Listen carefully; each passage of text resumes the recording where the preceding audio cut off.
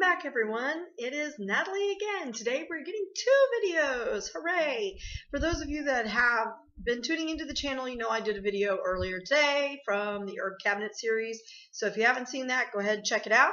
But right now I wanted to do another video while I had the time. This one is going to be a tarot reveal.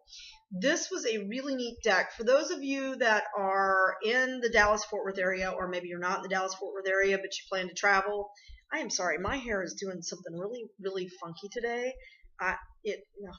Anyway, there are a few metaphysical shops here in the Dallas-Fort Worth area. We're very fortunate that we've got a few different places that we can go. There's one down in Dallas that's off Lower Greenville. We've got a couple of Botanicas.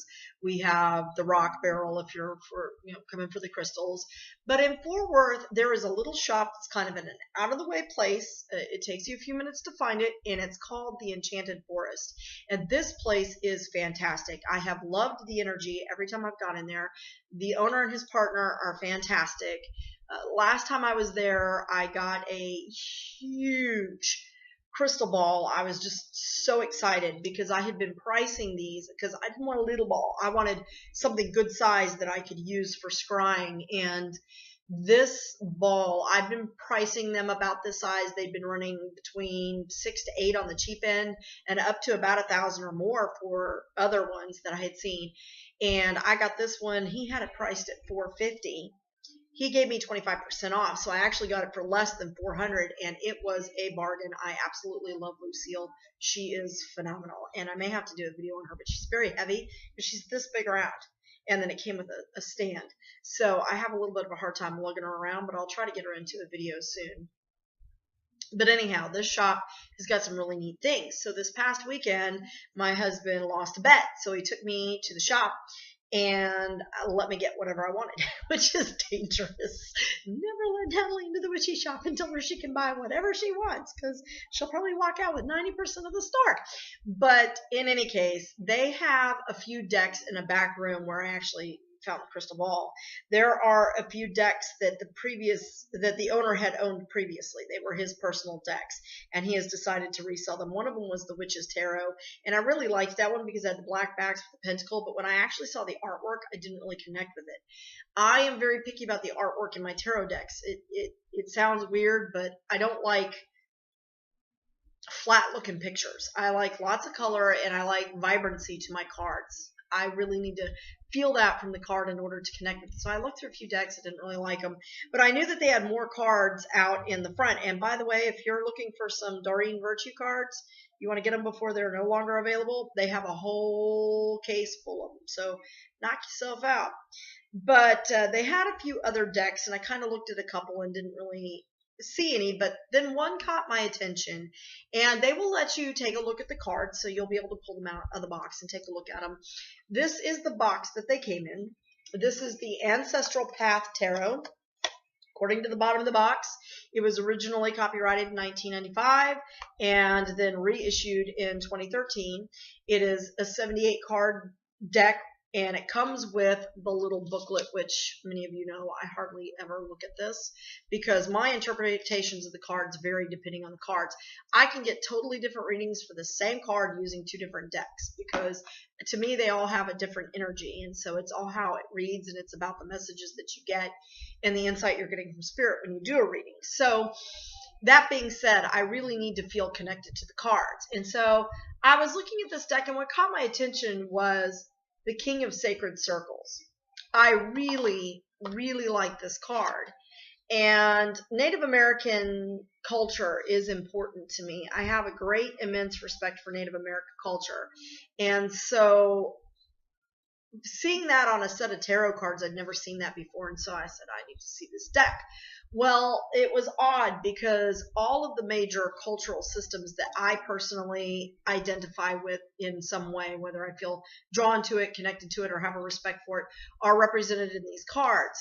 One is the Celtic culture, which represents the Suit of Cups in this particular deck. This is the Queen of Cups. Not particularly digging the look on her face, but you know, I think there's a lot of trepidation to emotional situations, so I guess it would depend on how it came out in a reading. But the Celtic cultures and Arthurian legends are what are depicted in the suit of cups. You have the suit of wands or staves. They call them staves in this deck, and this is the Egyptian culture, which I love, love, love, love, love. For those of you that have been watching my videos for a while, you know I'm very drawn to the Egyptian pantheon as well, and to Egyptian culture and Egyptian spirituality. And I really love the look on his face. I just think he's got such a proud and, you know, bring it on kind of look to his face, which is great. This, the next suit is the suit of swords. And these are the Japanese yellow swords. I really like these two. And you'll see these cards, they have a lot of color to them, so it's not like they're devoid of color. But there were a couple of other cards that had really unique perspectives that I wanted to share. I showed you guys the sacred circles. And I do like the fact that instead of saying pentacles or coins or discs, they call it sacred circles. Because I think we often forget that the shape itself is very sacred. It's a connection, right? But I really like the strength card too. I think that this is an awesome card to have. It seems very thematically consistent to me, which is also important. And I like how the lion seems to kind of be looking up at her, you know, so she's definitely in control. I really like the moon card. I just think that that's so peaceful looking to me. And you have the grandmother who is weaving her blanket by moonlight. So to me, this speaks of feminine wisdom and mysticism. Often, I know in many Native American cultures that there were women who were seen as wise, sometimes even shamans. So, you know, you can always go to your grandmother for good wisdom about those things that are affecting you. And I really liked that depiction in this card, how she's working away. This was another one that I really liked, the Hanged one. Now, isn't that a card that's full of potential?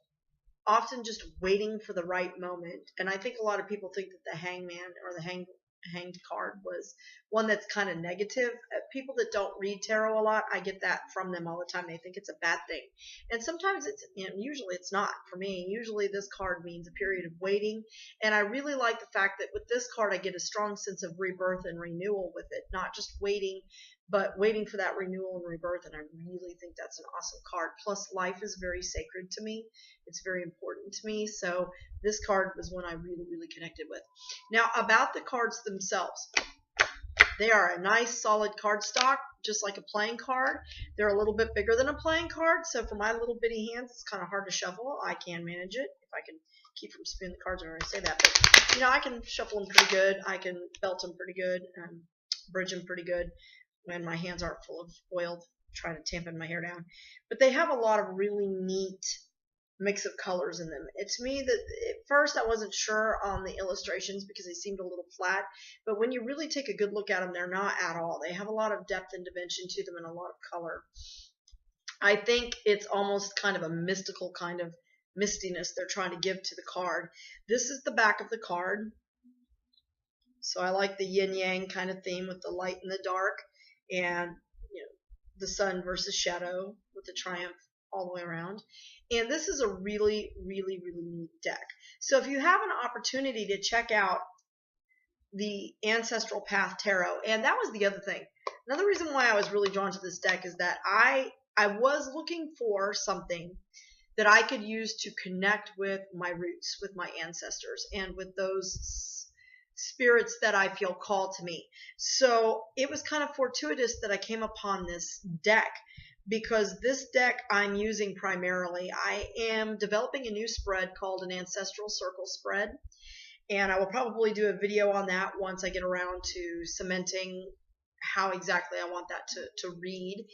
I will definitely be doing either a video or a blog post on my Purple Broom page. And by the way, we have updated the Purple Broom page.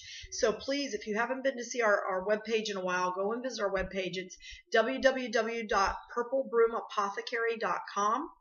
And it will take you directly to the page that shows you It's our homepage, but I also have my shop on there. I have blog postings. So I'll be sharing some of that. If you have a hard time finding it online, but you want to look it up on Facebook, we are on Facebook.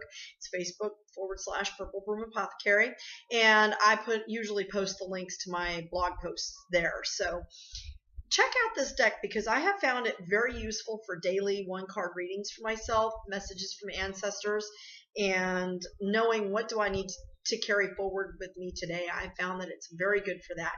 So if you're looking for a good, interesting deck that's got a nice mix of cultures, then definitely give it a look-see because I think you'll be very pleased. The quality of the cards are very good. The artwork's lovely, and it's got a neat theme I haven't seen before. So thank you so much for your time. I hope you all have a wonderful afternoon, and blessed be.